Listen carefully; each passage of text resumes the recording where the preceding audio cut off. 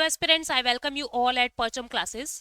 आज के सेशन में हम लोग वीकली फाइनेंस अफेयर्स में 11 अप्रैल से 17 अप्रैल 2023 तक की सारी न्यूज़ को कवर कर रहे हैं। आपको पता है जैसा कि मंडे को शाम को 7 बजे हर वीक हम मिल रहे हैं फाइनेंस अफेयर्स को कवर करने के लिए, जिसके अंदर इकोनॉमिक्स और फाइनेंस की सारी न्यूज़ होती है उस हफ्ते की। ठीक है, आगे बढ़ने से पहले आप लोगों को जानकारी दे दूं, परचम क्लासेस ने आप लोगों के लिए ईयर बुक लॉन्च किया था, जिसके अंदर जनवरी से लेकर दिसंबर 2022 तक के सारे करंट अफेयर कवर किए थे।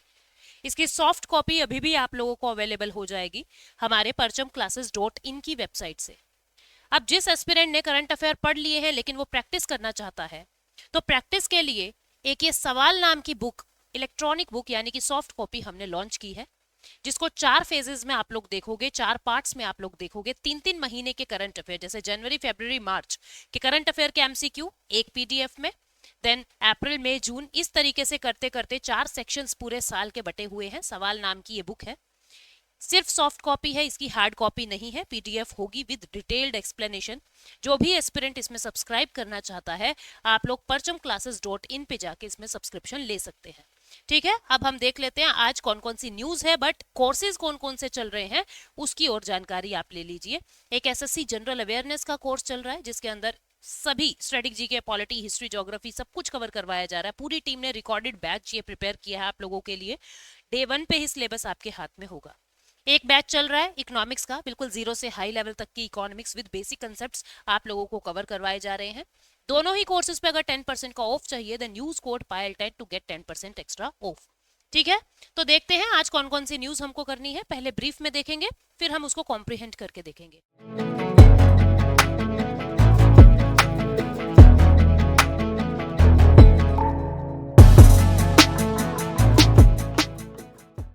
सबसे पहले जो है, प्रधानमंत्री मुद्रा योजना के 8 साल कंप्लीट हुए हैं। क्या थी ये मुद्रा योजना, कितनी सफलता इसने ली है, इसको देखेंगे। उसके बाद हमको देखना है कि आईएमएफ ने भारत की बहुत तारीफ की है। आईएमएफ ने भारत के डिजिटल डिवाइड की, या मैं कहूंगी डिजिटल टेक की, डिजिटल इंफ्रा की बहुत ज्यादा तारीफ की है। क्या क्या बातें उन्होंने कही है और क्या क्या रिकमेंडेशन उन्होंने दी है हमको भविष्य के लिए, उनकी बातें करेंगे। उसके बाद नेक्स्ट न्यूज है कि WTO, वर्ल्ड ट्रेड ऑर्गेनाइजेशन ने जो एक मकसद बनाया था कि जो भी चीजें ग्लोबल ट्रेड को डिस्टॉर्ट करती है, ग्लोबल ट्रेड को नुकसान पहुंचाती है, मैं वो चीजें नहीं होने दूंगा। तो भारत पे इल्जाम लग रहे हैं यूएस और कनाडा के द्वारा कि इंडिया अपनी लिमिट्स से ज्यादा सब्सिडीज अपने किसानों को प्रोवाइड करा रहा है, जिससे मार्केट के अंदर जो एक्सपोर्ट और इंपोर्ट है ज्यादा कॉम्पिटिटिव नहीं बचा है। तो इसके बारे में हम डिस्कस करेंगे, भारत ने क्या कहा है, क्या है एग्रीमेंट ऑन एग्रीकल्चर, और WTO ने किस तरीके की सब्सिडीज का जिक्र किया है। उसके बाद नेक्स्ट न्यूज हमारी आएगी, that is international prize in statistics. Indian American CR Rao को इंटरनेशनल प्राइज इन स्टैटिस्टिक्स मिला है। क्यों मिलता है, कितने दिन मिलता है, कब कब मिलता है, इसके बारे में बात करेंगे। उसके बाद मिनिस्ट्री ऑफ पावर ने एक इंडेक्स जारी किया है, स्टेट एनर्जी एफिशिएंसी इंडेक्स। कौन सा स्टेट ऐसा है जो सबसे ज्यादा एनर्जी एफिशिएंट तरीके से यूज कर रहा है, उसकी बात करेंगे। ठीक है, 3-4 कैटेगरीज के अंदर इसके अंदर काम किया गया है। फिर यूएन डेमोक्रेसी फंड के बारे में जानेंगे, ये एक नया फंड बना है। आरबीआई ने information technology services outsourcing norms जो हैं वो अनवील किए हैं। क्या है ये, इनको जानेंगे। उसके बाद हम आगे क्या समझेंगे, रिजर्व बैंक ऑफ इंडिया ने ग्रीन डिपॉजिट एक्सेप्ट करने के लिए फ्रेमवर्क जारी किया है। ग्रीन डिपॉजिट क्या है और ग्रीन वॉशिंग क्या है, इसके बारे में हम लोग बात करेंगे। फिर रिट्स और इन्विटिस यानी real estate investment trust and infrastructure investment trust, इसके इंडेक्स जारी हो गए हैं। नेशनल स्टॉक एक्सचेंज ने इसके इंडेक्स निकाल दिए हैं। जैसे सेंसेक्स और निफ्टी होता है, ऐसे ही अब एनएससी का ये इंडेक्स भी जारी हो जाएगा। ठीक है, देन क्वालिटी कंट्रोल ऑर्डर के बारे में जानेंगे। मिनिस्ट्री ऑफ टेक्सटाइल ने 31 आइटम्स का क्वालिटी कंट्रोल ऑर्डर जारी किया है। कोस्ट इन्फ्लेशन इंडेक्स क्या है और इससे क्या फायदा होगा, ये देखेंगे। फिर जीरो बजट नेचुरल फार्मिंग के बारे में जानेंगे कि आंध्र प्रदेश ने बहुत ज्यादा फायदा कमाया है इससे, बहुत ज्यादा यील्ड प्रोड्यूस किया है इससे। ठीक है, इसके बारे में हम बात करेंगे। ठीक, उसके बाद मिनी रत्ना कैटेगरी का स्टेटस मिला है किसको और किसको मिलता है, इसके बारे में हमें बात करनी है। तो इतनी सारी न्यूज आज हमको कवर करनी है, बहुत सारी न्यूज है आज हमारी इकोनॉमिक्स की, तो एक एक करके सबको कवर करेंगे। ठीक है, तो सबसे पहली न्यूज, प्रधानमंत्री मुद्रा योजना ने 8 साल कंप्लीट किए हैं। प्रधानमंत्री मुद्रा योजना क्या है, ये देखो। जो मुद्रा है ये एक रीफाइनेंस बैंक है, मुद्रा नाम के बैंक बना दिए, या कह दूं मैं रीफाइनेंस एजेंसी बना दी। ये रीफाइनेंस एजेंसी का क्या नाम होता है, क्या काम क्या होता है रीफाइनेंस एजेंसी का? मतलब ये खुद किसी को फाइनेंस नहीं कर रहा है। ऐसा नहीं है किसान जाके यहां से लोन ले आएंगे, ऐसा नहीं है। Micro unit development and refinance agency, micro unit यानी माइक्रो चीजों के लिए पैसा देगा। एक तो अप टू 10 लाख ही लोन देगा, अप टू 10 लाख ही लोन देगा, इससे ज्यादा नहीं देगा। और ऐसा नहीं है ये डायरेक्ट किसानों को लोन दे रहा है या डायरेक्ट एमएसएमई को लोन दे रहा है। ये लोन किसको देगा? ये छोटी छोटी माइक्रो फाइनेंस इंस्टीट्यूशंस को लोन देगा और फिर वहां से लोन आगे कस्टमर तक पहुंचेगा। यानी एक इनडायरेक्ट लैंडिंग का तरीका है मुद्रा योजना। 2015-16 में इसको शुरू किया गया था और 8 साल अब इसके पूरे हुए हैं और बहुत ही तरीके से इसने प्रगति की है। तो देखते हैं, 2015 में इसको लॉन्च किया है। 10 लाख तक के लोन के लिए, 10 लाख अप टू 10 लाख, 10 लाख तक के लोन के लिए नॉन कॉर्पोरेट्स के हो, जो बड़े बड़े कॉर्पोरेट नहीं है उनको लोन मिलेगा। जो नॉन फार्म स्मॉल है, मतलब कि जो छोटे छोटे किसान है जिनकी खुद की जमीन भी नहीं है, उनको लोन मिलेगा। माइक्रो एंटरप्रेन्योर्स हैं, उनको लोन मिलेगा। इसके अंदर कोलेट्रल की जरूरत नहीं होती है, गिरवी की जरूरत नहीं होती है। मुद्रा का पूरा नाम micro units development and refinance agency limited. ये किस तरीके का बैंक है जिसको रीफाइनेंस एजेंसी कह रहे हैं, रीफाइनेंस इंस्टीट्यूशन? क्यों रीफाइनेंस कह रहे हैं? बिकॉज ये फाइनेंस को रीफाइनेंस करता है, मतलब आगे आने वाले फाइनेंशियल इंस्टीट्यूशंस तक पैसा पहुंचाता है, फिर वो फाइनेंशियल इंस्टीट्यूशन आगे कस्टमर तक पैसा पहुंचाता है। जो लोन है वो किसके थ्रू मिलता है? बैंक्स आपको देंगे loan, non banking financial institution आपको लोन देंगे, माइक्रो फाइनेंस इंस्टीट्यूशन देंगे या बाकी फाइनेंशियल इंटरमीडियरीज। मुद्रा यहाँ पे पैसा पहुंचाएगा और फिर ये बैंक है, नॉन बैंक है, फाइनेंशियल इंटरमीडियरीज हैं, ये फिर आगे कस्टमर को लोन देंगे। बिना किसी कोलेट्रल, बिना किसी सिक्योरिटी के ये लोन दिया जाता है।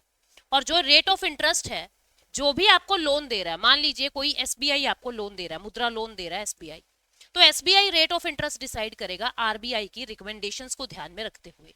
तो जो भी लैंडिंग इंस्टीट्यूशन है वो रेट ऑफ इंटरेस्ट को डिसाइड करेगा। जो लोन होता है 3 कैटेगरी में मिलता है। इसको कहते हैं शिशु। शिशु का मतलब अभी पैदा ही हुआ है, छोटा है, मतलब छोटा लोन चाहिए। अप टू 50,000 तक का लोन अगर आपको चाहिए तो कहेंगे शिशु लोन है। स्टार्टअप्स के लिए ये लोन लिया जाता है। फिर किशोर, फिर हम किशोरावस्था में आते हैं, है ना, जब पिंपल पिंपल से होते हैं फेस पे, तो ये क्या है, 50,000 से 5 लाख तक का लोन अगर आपको चाहिए तो किशोर लोन उसको कहेंगे। और ये एंटरप्रेन्योर्स जिनका एग्जिस्टिंग बिजनेस, ऑलरेडी बिजनेस था बट अभी उनको कुछ जरूरत है बढ़ाने की उस बिजनेस को, तो वहां पे ये लोन काम आएगा।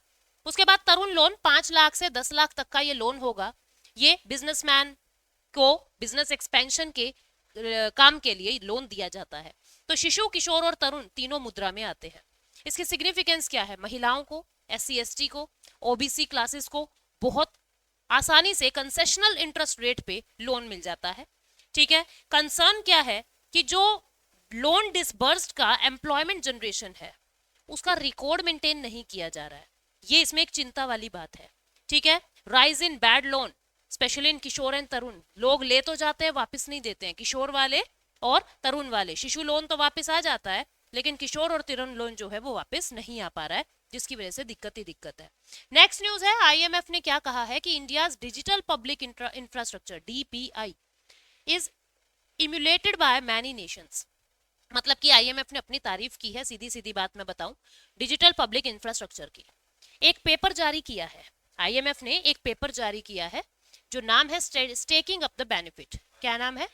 Staking up the benefit. ठीक है। Lesson from India's digital journey. उन्होंने एक पेपर जारी किया जिसका टाइटल ये दिया है, staking up the benefits lessons from India's digital journey. भाई इंडिया की जो डिजिटल जर्नी है ना, उसे लेसन सीखो, उसे कुछ सीखो। ये बात आईएमएफ हाईलाइट करके बता रहा है। आईएमएफ क्या कह रहा है कि भारत का जो डिजिटल इंफ्रास्ट्रक्चर है उससे उनकी जिंदगी, उनकी लाइफ और उनकी इकोनॉमी बहुत तेजी से ट्रांसफॉर्म हुई है। डीपीआई का मतलब क्या है? Digital building block such as हमने अलग अलग तरीके की एप्लीकेशंस बनाई है, सिस्टम्स बनाए हैं, प्लेटफॉर्म्स बनाए हैं। ठीक है। ओपन स्टैंडर्ड्स और स्पेसिफिकेशंस दिए हैं, इंटरऑपरेबिलिटी की प्रॉब्लम से लड़े हैं। अब इतनी सारी चीजों को जब भारत इतना आगे ग्रो किया है तो आईएमएफ ने उसकी तारीफ की है। ठीक है। इंडिया के अंदर क्या क्या चीजें हो गई, जैसे यूपीआई है, आधार पेमेंट ब्रिज बनाया हमने, आधार इनेबल्ड पेमेंट सर्विसेज बनाई है, डाटा एक्सचेंज के लिए डिजी लॉकर और अकाउंट एग्रीगेटर जैसे सॉफ्टवेयर बनाए हैं। तो इन सब चीजों की तारीफ जो है आईएमएफ ने कही ही है और कहा है कि आपको भारत से कुछ सीखना चाहिए। बेनिफिट्स क्या है? डिलीवरी सर्विसेज अच्छी हो गई है, हेल्थ में और एजुकेशन में जो डिलीवरी है वो अच्छी हो गई है। फाइनेंशियल सर्विस, पेमेंट सर्विस पहले से अच्छी हो गई है, इजी हो गई है इनहेंस करनी। ठीक है। इजी हो गई है इनहेंस करनी। उसके बाद इंक्लूसिव ग्रोथ जो है वो हो गया है, इंक्लूसिव ग्रोथ बढ़ गया है, ठीक है, यानी कि सभी सेक्टर्स के अंदर ग्रोथ बढ़ गया। इंक्लूसिव का मतलब होता है सभी को इंक्लूड कर लेना, ठीक है। इनोवेशंस अच्छी हो गई है, कॉम्पिटिटिव मार्केट के अंदर आज हम भी जा रहे हैं। लेकिन चैलेंजेस क्या है, लो डिजिटल लिटरेसी, डिजिटल लिटरेसी बहुत कम हो गई है। यानी कि हो क्या गई है, मतलब भारत के अंदर डिजिटल लिटरेसी है ही कम, लोगों के अंदर साक्षरता नहीं है। आज भी बहुत सारे गांव ऐसे हैं जहां तक इंटरनेट पहुंच ही नहीं रहा है, ठीक है। तो डिजिटल लिटरेसी बहुत कम है, डिजिटल डिवाइड बहुत ज्यादा है, मतलब कि जोग्राफिकल एक एरिया ऐसा है जहां पे हर तरीके की फैसिलिटी है, एक एरिया ऐसा है जहां पे एंड्रॉइड ही नहीं पहुंचा अब तक, जहां पे इंटरनेट की फैसिलिटी ही नहीं है, ठीक है। Comprehensive data protection legislation is still missing, कोई साइबर अटैक का कोई तगड़ा सा कानून भारत के अंदर आज भी नहीं है। ये सब चैलेंजेस है। आईएमएफ ने अपने को क्या रिकमेंडेशन दिया है कि आप डीपीआई को लेवरेज करते हुए इंडिया को अपनी टाइमलीनेस, अपनी क्वालिटी और अपनी कवरेज को और ज्यादा अच्छा करना चाहिए, और ज्यादा इंप्रूव करो। क्या आपने अचीव तो कर लिए हैं टारगेट्स, अब क्वालिटी क्वांटिटी तो आपने पूरी कर दी, अब आप क्वालिटी पे ध्यान दो, ये बात आईएमएफ कहता है, ठीक है। उसके बाद नेक्स्ट न्यूज क्या है, हम थर्ड न्यूज पे चलते हैं। ये कहता है कि India defend its minimum support price at World Trade Organization for procuring domestic food grain. अब समझो ये न्यूज क्या है। देखो, जो WTO है, वर्ल्ड ट्रेड ऑर्गेनाइजेशन, इसका मकसद क्या है, पूरे ग्लोबल ट्रेड को सिक्योर करना, ग्लोबल ट्रेड को प्रिवेंट करना, मतलब पूरे विश्व के अंदर जो व्यापार है वो स्मूथ तरीके से चलता रहे। अब मान लीजिए कोई देश है, वो देश अपने देश के किसानों को, अपने देश के लोगों को, लेबर को बहुत ज्यादा सब्सिडी दे रहा है, बहुत ज्यादा सब्सिडी दे रहा है। सब्सिडी दे दी भाई, बीज जो है, जो 100 रुपए के बीज, 100 रुपए के सीड्स आने थे, देश ने सब्सिडाइज करके 20 रुपए के सीड्स उनको दे दिए, ठीक है। फिर इनको फ्यूल सस्ता दे दिया, इनको बिजली सस्ती दे दी। मतलब और देशों में जो 1 केजी गेहूं मान लीजिए 200 रुपए की तैयार हो रही है, भारत के अंदर वो 1 केजी गेहूं 10 रुपए की तैयार हो जाएगी। वजह क्या है, क्योंकि भारत के देश में किसानों को सब्सिडी दे दी। अब इससे क्या होगा, किसानों को वो 10 रुपए की गेहूं पड़ रही है तो वो 12 रुपए की मार्केट में बेचेगा, मार्केट में 12 रुपए की बेच सकता है 2 रुपए मुनाफा कमा के। दूसरे देशों में 200 रुपए प्रति किलो अगर गेहूं बिक रही है, बन रही है, प्रोड्यूस हो रही है, तो ये 205 रुपए की मार्केट में बेचेंगे। अब आप एक बात को समझो कि 12 रुपए वाली गेहूं खरीदेगा कोई या 205 वाली, 12 रुपए वाली ज्यादा बिकेगी। और इसकी वजह क्या है, सस्ती क्यों बनी, क्योंकि आपके देश ने सब्सिडी दे दी। तो WTO ये बेकार की सब्सिडी, जिससे कॉम्पिटिटिवनेस, कंपटीशन जो है पूरे विश्व में अलग अलग देशों में खराब होता है, उन सब्सिडीज को देने से मना करता है, बैन करता है। अभी यूएस और कनाडा ने क्या कहा कि भारत को ये कहा गया है कि आप अपने प्रोडक्शन का 10% तक सब्सिडी दे सकते हो।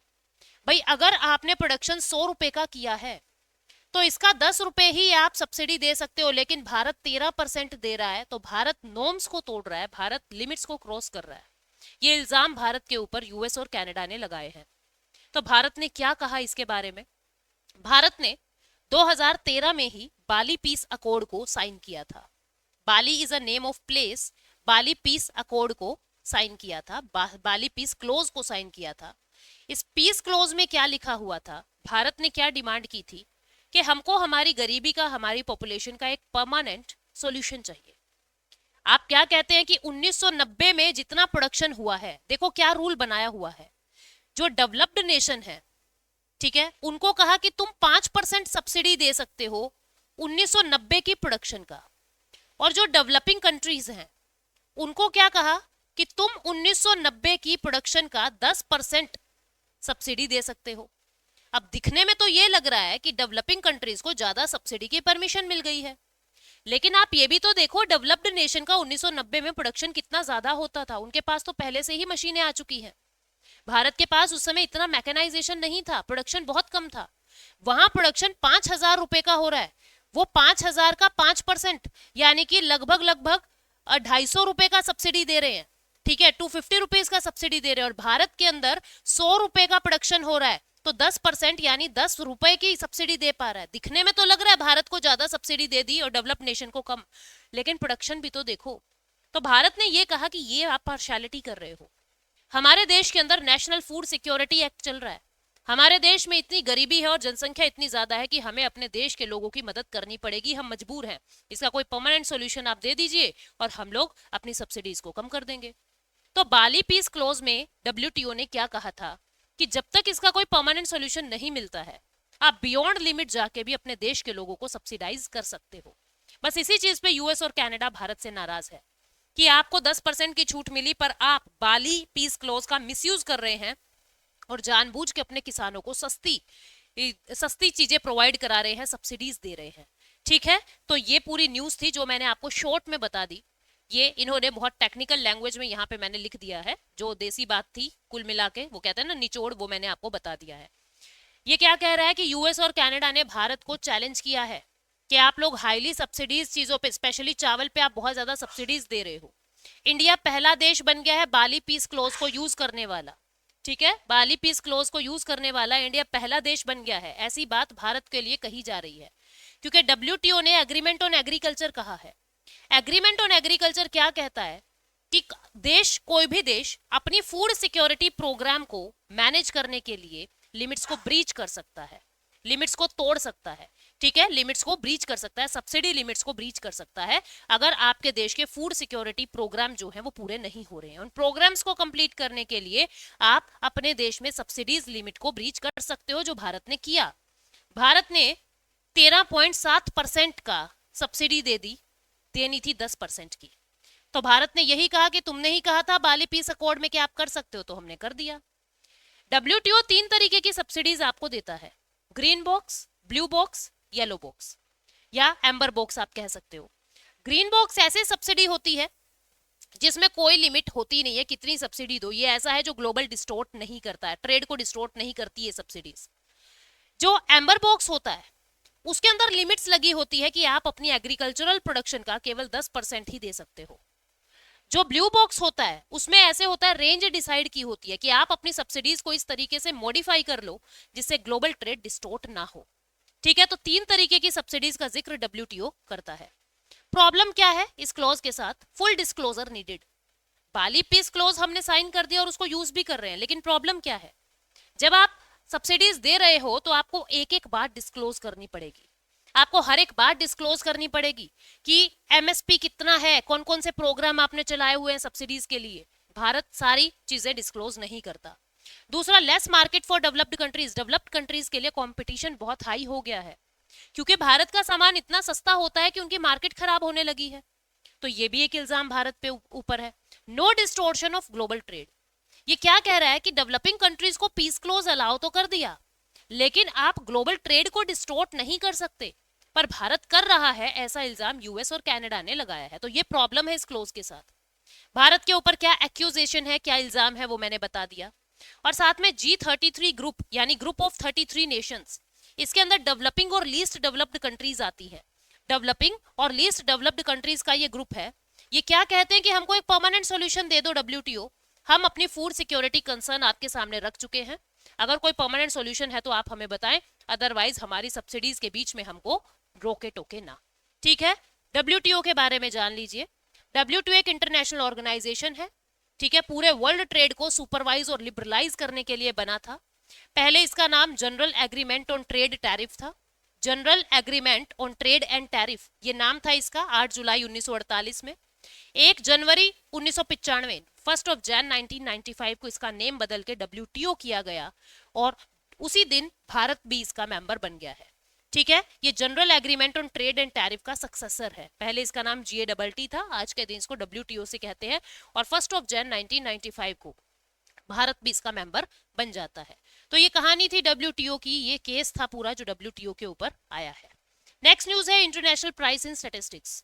इंडियन अमेरिकन है CR राव, उनको ये नोबेल प्राइज जैसा, not Nobel prize, Nobel prize जैसा यानी उसका इक्विवेलेंट एक अवार्ड मिला है, एक प्राइज मिला है जिसको इंटरनेशनल प्राइज इन स्टैटिस्टिक्स कहते हैं। 102 साल की उम्र है इस इंसान की जिसको ये अवार्ड मिला है। 102, 100 पार कर चुके हैं। ठीक है, इंटरनेशनल प्राइज इन स्टैटिस्टिक्स 2016 में स्टैब्लिश किया था 5 स्टैटिस्टिकल ऑर्गेनाइजेशन के ग्रुप ने। ये 5 ग्रुप कौन कौन से थे? American statistical association, institute of mathematical statistics, international biometric society, international statistical institute and royal statistical society. इन 5 ने मिलकर ये अवार्ड बनाया था। हर 2 साल में एक बार ये मिलता है, या तो किसी इंडिविजुअल को मिलेगा या पूरी टीम को मिलेगा उसके काम के लिए। इसमें $80,000 के आसपास पैसा मिलता है। प्राइस मेजर अचीवमेंट्स के लिए, स्टैटिस्टिक्स में कुछ मेजर अचीवमेंट अगर की है ह्यूमन वेलफेयर और टेक्नोलॉजी के अंदर, तो ये अवार्ड उसको मिलता है। तो अभी CR राव को ये अवार्ड मिला है। नेक्स्ट न्यूज क्या कह रहा है कि मिनिस्ट्री ऑफ पावर ने state energy efficiency index 2021-22 release किया है। ठीक है, स्टेट्स में भी और यूटीज में भी स्टेट एनर्जी एफिशिएंसी इंडेक्स को रिलीज कर दिया है। डाटा के अंदर 55 इंडिकेटर्स लिए गए हैं। ठीक है, 55 इंडिकेटर्स अक्रॉस 7 सेक्टर, अलग अलग सेक्टर में, भाई जैसे मान लो ग्रीन सेक्टर में ले लिया, ब्लू सेक्टर में ले लिया, इस तरीके से 51 इंडिकेटर्स लिए हैं। Building industry, municipality, transport, agriculture, distribution companies, इस तरीके से 7 सेक्टर लेके उसमें 51 इंडिकेटर बनाए हैं जिसके बिहाफ पे इंडेक्सेस जारी किए जा रहे हैं। जो ये इंडेक्स है ये किसने डेवलप किया है? ब्यूरो ऑफ एनर्जी एफिशिएंसी और alliance for an energy efficient economy, इन दोनों एजेंसीज का कोलैबोरेशन होके ये जो इंडेक्स है ये बनाया गया है। AEEE यानी कि alliance for an energy efficiency economy क्या है? ये एक नॉट फॉर प्रॉफिट ऑर्गेनाइजेशन है। ये एक नॉट फॉर प्रॉफिट ऑर्गेनाइजेशन है जिसका काम है भारत के अंदर एनर्जी एफिशिएंसी का काम करना और भारत के अंदर एनर्जी एफिशिएंट पॉलिसीज को इंप्लीमेंट करवाना। ठीक है, उसके बाद इसमें की हाइलाइट्स क्या क्या है, कौन क्या क्या है उसको देख लीजिए। मैं थोड़ा सा बड़ा कर देती हूँ इसको। देखो इसके अंदर 3 कैटेगरीज बनाई गई है। कैटेगरीज एक तो है फ्रंट रनर जिनके 60 से ज्यादा मार्क्स, 60 से ज्यादा पॉइंटर्स मिले हैं। फिर है अचीवर 50 से 60 के बीच में जिनको मार्क्स मिले हैं। कंटेंडर 3 से 49.5 के बीच में। एस्पिरेंट 30 से भी कम जिनको मार्क्स मिले हैं। तो runner, first runner, front runner की कैटेगरी में कौन है, यानी 60 से ज्यादा अचीवमेंट्स किसको मिली है? आंध्र प्रदेश को, कर्नाटक को, केरल को, राजस्थान को और तेलंगाना को। ठीक है, तेलंगाना और आंध्र प्रदेश ने सबसे ज्यादा इंप्रूवमेंट दिखाई है सिंस द लास्ट इंडेक्स। पिछले इंडेक्स की तुलना में सबसे ज्यादा इंप्रूवमेंट तेलंगाना और आंध्र प्रदेश ने दिखाई है। उसके बाद ब्यूरो ऑफ एनर्जी एफिशिएंसी की अगर हम बात करें तो ये एक स्टैट्यूटरी बॉडी है, यानी किसी ना किसी कानून के अंडर ये बनी है और इसके लिए एक्ट है एनर्जी कंजर्वेशन एक्ट 2001। ऑब्जेक्टिव क्या है इसका? एनर्जी इंटेंसिटी को रिड्यूस करना। ज्यादा एनर्जी यूज मत करो, एनर्जी इंटेंसिटी को इंडियन इकोनॉमी में रिड्यूस करना। फंक्शन क्या है? अवेयरनेस क्रिएट करना, इंफॉर्मेशन डिससेमिनेट यानी फैलाना कि आप लोग कंजर्वेशन करो एनर्जी का, एनर्जी एफिशिएंट मैनर में काम करो। इनोवेटिव फाइनेंसिंग को प्रमोट करना। ठीक है, एनर्जी कंजर्वेशन बिल्डिंग कोड्स को मिनिमम एनर्जी स्टैंडर्ड के साथ बनाना। ये सारे जो इसके एजेंडा है या इसके मैं कहूं की इनिशिएटिव्स है। नेक्स्ट न्यूज है UN democracy fund. UN democracy fund जो है वो UN secretary general Kofi Annan ने 2005 में शुरू किया था। ठीक है, तब उसका नाम यूएन जनरल ट्रस्ट फंड के नाम से इसको रखा था। काम क्या था? पूरे वर्ल्ड के अंदर डेमोक्रेटाइजेशन एफर्ट्स को सपोर्ट करना, लोकतांत्रिक प्रयासों को सपोर्ट करना, लोकतंत्र को फैलाना। It funds project that empower civil society. ये ऐसे ऐसे प्रोजेक्ट को फंड करता है, ऐसे ऐसे प्रोजेक्ट में पैसा देता है जो सिविल सोसाइटी को एम्पावर कर रहा है, मानव के अधिकारों की रक्षा कर रहा है। Encourage participation of all groups, सभी के सभी ग्रुप्स का पार्टिसिपेशन एनकरेज कर रहा है डेमोक्रेटिक प्रोसेस में। एक एडवाइजरी बोर्ड है यूएनडीईएफ का, यानी यूएन डेमोक्रेसी फंड का, जो अलग अलग प्रपोजल्स देता है। इंडिया भी इसका एक फाउंडिंग मेंबर है। ठीक है, और अभी एडवाइजरी बोर्ड का भी करंट मेंबर भारत है। भारत भी एडवाइस देता है कि आपको ऐसे ऐसे काम करना चाहिए, ऐसे प्रपोजल्स बनाने चाहिए ह्यूमन राइट्स की प्रोटेक्शन के लिए, सिविल सोसाइटी को प्रमोट करने के लिए। ठीक है, तो ये पूरी न्यूज थी जिसके बारे में हमने बात की। Now let us move to next news, that is RBI unveils Information Technology Service Outsourcing Norms. RBI ने बैंक्स के लिए, नॉन बैंकिंग फाइनेंशियल कंपनी के लिए और रेगुलेटेड एंटिटीज के लिए, जो भी फाइनेंशियल सेक्टर के अंदर रेगुलेटेड बॉडीज हैं, लाइक सेबी है, लाइक IRDAI है, लाइक PFRDA है, pension fund regulatory development authority है, insurance regulatory development fund authority है, ये सब क्या है? ये रेगुलेटेड एंटिटी है जो रेगुलेशन का काम करती है। तो बैंक्स को, नॉन बैंकिंग फाइनेंशियल कंपनी को और रेगुलेटेड एंटिटीज को ये इंश्योर किया है कि अपनी रिस्पॉन्सिबिलिटीज और अपनी ऑब्लिगेशन से पीछे मत हटो। कस्टमर को पूरी सुविधा, पूरी फैसिलिटीज आपको देना आपका फर्ज है। नॉर्म्स के लिए क्या हाइलाइट्स बनाए हैं कि outsourcing should not interfere with ability of regulated entities to effectively oversee and manage its activity। मतलब कि ये सीधी सी बात ये कह रहा है कि आप अपनी आईटी सर्विसेज को, जो भी इंफॉर्मेशन टेक्नोलॉजी की सर्विस है, जैसे आप देखते हो ना कि आप को शिकायत करनी है तो ऑनलाइन कर दो, आपको एफडी करानी है आप ऑनलाइन कर लो, आपको शेयर खरीदने या बेचने आप ऑनलाइन कर लीजिए सारा काम। तो इस तरीके की चीजों में आपको कतई भी कमी नहीं रखनी है, मतलब आपको फुल रिस्पॉन्सिबल रहना है। कुछ इस तरीके के नॉर्म्स आरबीआई ने अनवील किए हैं। तो आपको एक एक लाइन याद रखने की जरूरत नहीं है, बस न्यूज में कुछ ऐसा चल रहा है, आपको बस इतनी सी जानकारी इसके बारे में होनी चाहिए। ठीक है, नेक्स्ट न्यूज क्या कहती है कि आरबीआई ने एक फ्रेमवर्क दिया है ग्रीन डिपॉजिट को एक्सेप्ट करने का। ये ग्रीन डिपॉजिट क्या होता है? आपने पैसा दिया, आपको इंटरेस्ट मिल गया, आपने बैंक में पैसा जमा कर दिया। आपने क्या किया, आप जैसे एक रेगुलर कस्टमर हैं, आप बैंक गए और आपने बैंक में अपना डिपॉजिट दे दिया। अब बैंक ने क्या किया, आपको बदले में इंटरेस्ट दे दिया। ये तो सिंपल जैसे हम करते हैं आज तक सेविंग अकाउंट पे। अब क्या हुआ, बैंक क्या कर रहा है, इस पैसे को ग्रीन प्रोजेक्ट्स में लगा रहा है। किसमें? ग्रीन प्रोजेक्ट्स में लगा रहा है। इसलिए हमने क्या कहा, ये क्या है, ये क्या है, ये है ग्रीन डिपॉजिट। ठीक है, नाम क्या दे दिया, ग्रीन डिपॉजिट। ग्रीन प्रोजेक्ट समझते हो, ऐसे प्रोजेक्ट्स जो इको फ्रेंडली है, जो सस्टेनेबल डेवलपमेंट करेंगे, ऐसे प्रोजेक्ट्स जो एनवायरमेंटल फ्रेंडली है। ठीक है, तो यहाँ क्या कहा जा रहा है कि ग्रीन डिपॉजिट मींस, क्या मतलब है इसका, इंटरेस्ट बियरिंग डिपॉजिट, जहां पे आपको इंटरेस्ट तो मिलेगा, received by regulated entities for a fixed period and proceeds of which are earmarked for being allocated toward green finance। मतलब कि फिक्स पीरियड के लिए आपने एफडी करवा दी। ऐसा नहीं है कि आप सेविंग अकाउंट खुलवा रहे हो, एफडी करवा रहे हो आप फिक्स पीरियड के लिए, और फिर वो पैसा जो है रेगुलेटेड एंटिटीज ग्रीन प्रोजेक्ट्स में लगा देगी। ठीक है, इसका पर्पस क्या है, इससे कस्टमर्स का जो इंटरेस्ट है वो मिलता रहेगा। ठीक है, और जो ग्रीन वॉशिंग कंसर्न्स हैं उनको ध्यान में रखा जाएगा और सस्टेनेबिलिटी बढ़ेगी। ये ग्रीन वॉशिंग क्या होता है? ग्रीन वॉशिंग होता है कि दिखाना कि हम ग्रीन काम कर रहे हैं लेकिन करते नहीं है। दिखा देंगे कि देखो हम ये पैसा ग्रीन इकोनॉमी में यूज कर रहे हैं लेकिन करते नहीं है, इसको ग्रीन वॉशिंग कहते हैं। तो इन ग्रीन वॉशिंग की चीजों से भी आप बच जाएंगे। जब कस्टमर का पैसा बैंक में जा रहा है और बैंक फिर, मतलब कोई कंपनी नहीं, बैंक फिर उसको ग्रीन प्रोजेक्ट्स के लिए दे रहा है, तो बैंक तो एक ऑथेंटिकेटेड सोर्स है ना। तो इस तरीके से ग्रीन एक्टिविटीज और ग्रीन प्रोजेक्ट को क्रेडिट मिल जाएगा बहुत आसानी से। ग्रीन वॉशिंग क्या है, मतलब रिक्वायरमेंट्स को मीट नहीं कर रहा है लेकिन ऐसा लग रहा है, मार्केटिंग स्ट्रेटजी है कि हम देखो ग्रीन काम करेंगे, इससे आप हमको पैसा दो, लेकिन काम नहीं होता है, वो रिक्वायरमेंट्स पूरी नहीं कर रहा है, बस नाम के लिए ग्रीन है। ठीक है, इसमें की हाइलाइट्स क्या है कि कहां कहां आप ये पैसा जमा कर सकते हो, शेड्यूल कमर्शियल बैंक में, स्मॉल फाइनेंस बैंक में, आरआरबी में ये पैसा जमा नहीं हो सकता। एक्सक्लूड कर रहे हैं आरआरबी को, लोकल एरिया बैंक को, पेमेंट बैंक को। ये पैसा ग्रीन प्रोजेक्ट्स के लिए यहाँ पे जमा नहीं होगा। ऑल डिपॉजिट टेकिंग एनबीएफसी में आप जमा कर सकते हो।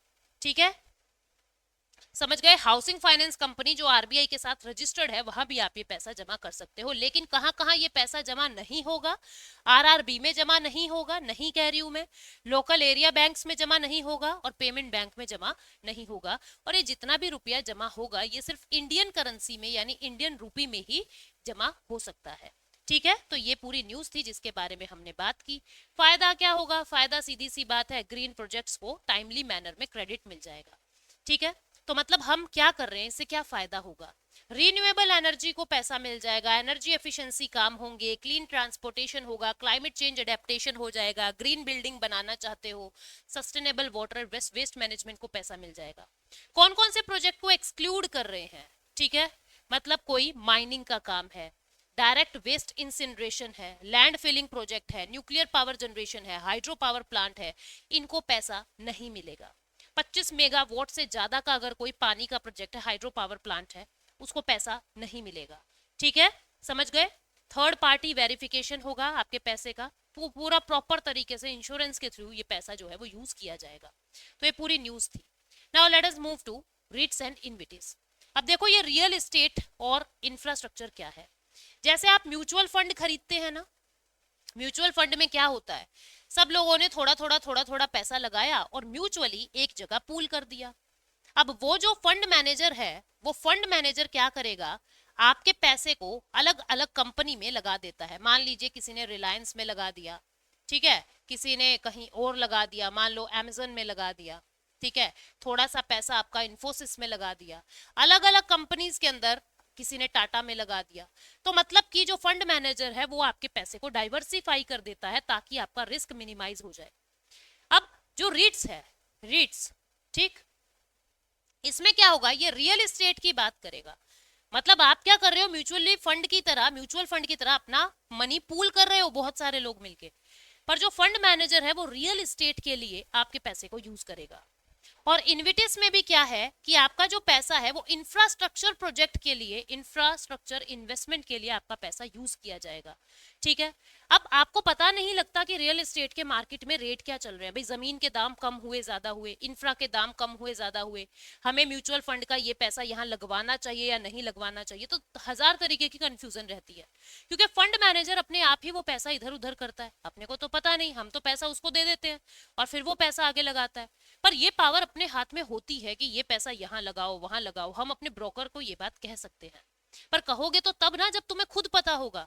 तो ये खुद कैसे पता लगेगा, जैसे निफ्टी और सेंसेक्स, निफ्टी और सेंसेक्स दो इंडेक्स हैं बॉम्बे स्टॉक एक्सचेंज के और नेशनल स्टॉक एक्सचेंज के, जहां आपको पता लगता है टॉप 50 कंपनी की क्या हालत चल रही है, यहां आपको पता लगता है टॉप 30 कंपनी की क्या हालत चल रही है। इसी तरीके से जो अब नेशनल स्टॉक एक्सचेंज ने इंडेक्स बनाया है रिट्स और इन्विटिस नाम का, यहां आपको पता लगता रहेगा कि रियल एस्टेट यानी कि जमीनों की क्या हालत चल रही है और इंफ्रा प्रोजेक्ट की क्या हालत चल रही है, वो बढ़ रहे हैं, वो घट रहे हैं, पैसा लगाना सेफ है नहीं है। तो ये अथॉरिटी आपके हाथ में आ जाएगी, ये ज्ञान आपके हाथ में आ जाएगा। तो बस इतनी सी बात है जिसके बारे में मैंने आपको बता दिया। यहाँ ये सब लिखा हुआ है, आप लोग इसको आराम से पॉज करके रीड कर सकते हो। ठीक है, जो बात थी वो मैंने आपको बता दी कि नेशनल स्टॉक एक्सचेंज का ये एक इनिशिएटिव है जिसमें रिट्स और इन्विटिस इंडेक्सेस को अब ट्रैक परफॉर्मेंस की तरह यूज कर सकते हो। यू कैन ट्रैक कि परफॉर्मेंस क्या चल रही है इंफ्रा में और लैंड के प्रोजेक्ट्स में। ठीक है, नेक्स्ट न्यूज है क्वालिटी कंट्रोल ऑर्डर।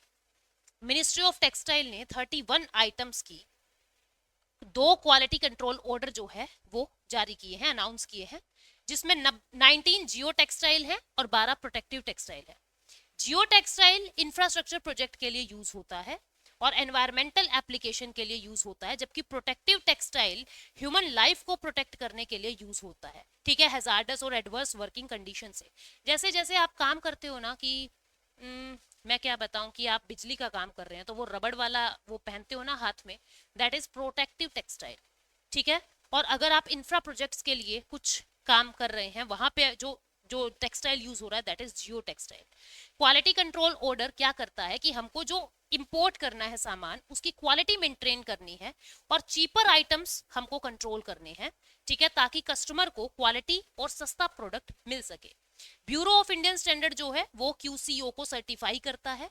जो भी नॉर्म्स, जो भी स्टैंडर्ड सरकार सेट करती है, BIS bureau of Indian standard इसको सर्टिफाई करता है। ठीक है, इंटरनेशनल और डोमेस्टिक प्रोडक्ट के लिए ये एप्लीकेबल होगा। 31 आइटम्स के लिए 2 नॉर्म्स जो है वो जारी हुए हैं। अब है कॉस्ट इन्फ्लेशन इंडेक्स।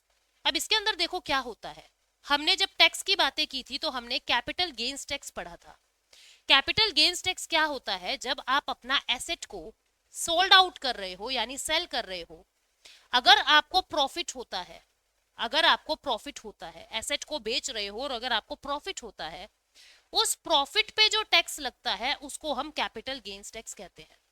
उसको हम कैपिटल गेन्स टैक्स कहते हैं। एसेट बेचा और एसेट बेचने से जो प्रॉफिट हुआ उस प्रॉफिट के टैक्स पे, उस प्रॉफिट पर जो टैक्स लगता है उसको हम कैपिटल गेन्स टैक्स कहते हैं। तो ये डिपेंड करता है कि आपने अपना कैपिटल कितने टाइम के बाद बेचा है, 36 महीने के बाद बेचा है, पहले बेचा है। इस आधार पे हम क्या कहते हैं कि ये long term capital gain tax है या short term capital gain tax है। तो इसके बारे में हम लोग जानते हैं ये क्या कह रहा है। कह रहा है इनकम टैक्स डिपार्टमेंट ने कॉस्ट इन्फ्लेशन इंडेक्स जो है वो नोटिफाई किया है करंट फिस्कल बिगिनिंग के लिए यानी अप्रैल 2023 से। ये इनकम टैक्स एक्ट 1961 में हर साल दिया जाएगा। ये क्या बता रहा है, इंडेक्स्ड कॉस्ट ऑफ एक्विजिशन, आपने जितने भी एक्विजिशन किए हैं, आपने जितने भी एसेट परचेज किए हैं, कैपिटल परचेज की है, उनको उनके अंदर कितना प्रॉफिट हो रहा है, उसके अंदर कितना इन्फ्लेशन इंक्रीज हुआ है, आपको कितना प्रॉफिट हो रहा है, ताकि सरकार कैपिटल गेन टैक्स की चोरी से बच सके। यानी हम क्या करते हैं, जमीन के दाम बढ़े हैं, हमने बेचे हैं, लेकिन फिर भी नकली कागज बनवा के हम सेटिंग करवा देते हैं, कुछ और अमाउंट लिखवा दी कागजों में। ये काम आम बात है कि जमीन है 1 करोड़ की, कागज बन रहे 20 लाख के, बहुत आम बात है ये। लेकिन अब क्या हो जाएगा, ये कॉस्ट इन्फ्लेशन इंडेक्स से गवर्नमेंट को एक आइडिया लग रहा है कि इस लैंड की, इस एक्विजिशन के अंदर कितनी महंगाई आई है, कितना प्रॉफिट हुआ है, और इस इंसान से कितना कैपिटल गेन टैक्स लेना है। ठीक है, this is cost inflation index. 24 month for immovable property and 36 month 36 months for एक नॉर्मल, एक मूवेबल प्रॉपर्टी के लिए, गाड़ी वाड़ी है या मतलब मूवेबल प्रॉपर्टी है कोई, ठीक है, 36 मंथ्स के बाद बेच रहे हो, that is long term capital gain. और कोई इमूवेबल है जिसको आप हिला नहीं सकते, घर है, मकान है, इमूवेबल है, 24 महीने के बाद बेच रहे हो, तब उसको लॉन्ग टर्म कैपिटल गेन कहेंगे। ठीक है, तो इस चीज के लिए ये कॉस्ट इन्फ्लेशन इंडेक्स आरबीआई ने जारी किया है। अब हम बात करते हैं जीरो बजट नेचुरल फार्मिंग की। आंध्र प्रदेश ने सबसे ज्यादा यील्ड इसके अंदर प्रोड्यूस किया है। मैंने आपको पहले भी बताया था कि जीरो बजट नेचुरल फार्मिंग क्या होता है। ये फार्मिंग का वो तरीका है जिसमें जरा भी केमिकल यूज नहीं किया जाता। तो न्यूज क्या है कि जो आंध्र प्रदेश है उसने बहुत ज्यादा यील्ड जो है वो प्रोड्यूस किया है, मतलब कि chemical free agriculture Andhra Pradesh ने बहुत ज्यादा, इस इनकी कम्युनिटी ने बहुत ज्यादा एग्रीकल्चरल प्रोड्यूस किया है जो बिल्कुल केमिकल फ्री है। ठीक है, ये नेचुरल फार्मिंग टेक्निक है जिसके अंदर without use of chemical farming की जाती है। ठीक है, समझ रहे हो। बस ये न्यूज मुझे आपको बतानी थी कि आंध्र प्रदेश ने इसके अंदर बहुत अच्छा फायदा उठाया है। ठीक है, इसमें पानी की भी बहुत लेस अमाउंट की जरूरत होती है। जो जीरो बेस्ड नेचुरल फार्मिंग होती है, जीरो बजट नेचुरल फार्मिंग, पानी भी बहुत कम चाहिए, बिजली भी बहुत कम चाहिए, कॉस्ट बहुत रिड्यूस हो जाता है फार्मिंग का, केमिकल फ्री है तो आपका फर्टिलाइजर्स पे भी खर्चा नहीं लग रहा, काऊ डंग का यूज किया जाता है, प्योर ऑर्गेनिक चीजें आपको मिलती है, पेस्टिसाइड वगैरह यूज नहीं करने पड़ते। ठीक है, उसके बाद मिनी रत्ना कैटेगरी 1 का स्टेटस मिला है किसको, ये मिला है solar energy corporation of India को। तो SECI एक न्यू कंपनी बन गई है जिसको मिनी रत्ना स्टेटस मिल गया है। ठीक है, ये एक पब्लिक सेक्टर अंडरटेकिंग है जो ministry of new and renewable energy के अंडर आती है।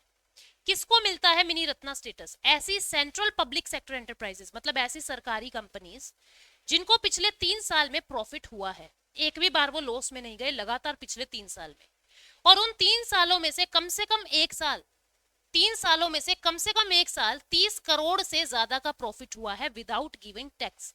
टैक्स देने के बाद 30 करोड़ नहीं, टैक्स देने से पहले अगर कंपनी को पिछले 3 सालों में से 1 साल भी 30 करोड़ से ज्यादा का अगर प्रॉफिट हुआ है तो उसको मिनी रत्ना का स्टेटस मिल जाएगा। इससे ऑपरेशंस के अंदर ग्रेटर ऑटोनॉमी मिल जाती है। आप कोई ऑपरेशन करना चाह रहे हो, आप कोई प्रोजेक्ट लगा रहे हो, तो आपको स्वतंत्रता मिल जाएगी, सरकार आपको ज्यादा परेशान नहीं करेगी, फाइनेंशियल पावर इंक्रीज हो जाती है, आपकी वैल्यू बढ़ जाती है, आपकी कॉम्पिटिटिव एडवांटेज बढ़ जाती है, आपके शेयर की वैल्यू बढ़ जाती है। तो ये सब फायदे मिनी रत्ना स्टेटस या नवरत्ना स्टेटस मिलने से हो जाते हैं। तो ये थी आज की न्यूज। ठीक है, उम्मीद करती हूँ बहुत सारी बातें आज हमने क्लास में समझी। क्वेश्चन ऑफ द डे क्या है, एक तो आपको ये बताना है कि जो स्टेट एनर्जी एफिशिएंसी इंडेक्स है, स्टेट एनर्जी एफिशिएंसी इंडेक्स है, वो किसने डेवलप किया है।